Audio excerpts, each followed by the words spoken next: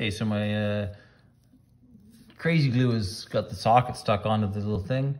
So you just basically have to twist a little bit and the seal comes off, stuck onto the socket. Take a razor blade now and gently cut it off. You can see the seal bearing in there. There's basically no grease in it. It's just some engineer, some executive somewhere has decided let's not put much grease in the bearing.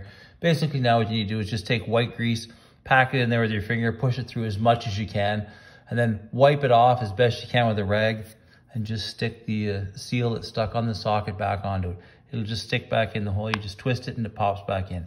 It's back in there now in one position. But like I say, we did tons and tons of high-end cars and we used to take out all the seals. Like I say, crazy glue on a socket that's cleaned off with brake cleaner.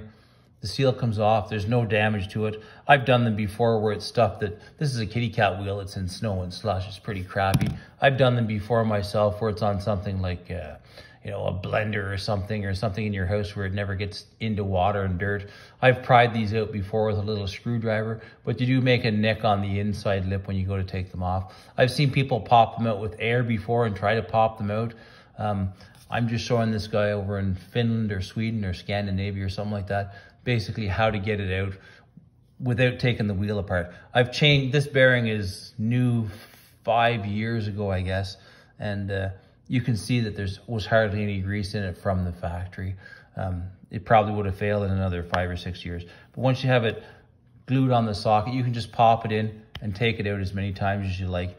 It just spins in and goes in, and it turns. Now that it's on there, it actually spins quite easily in there.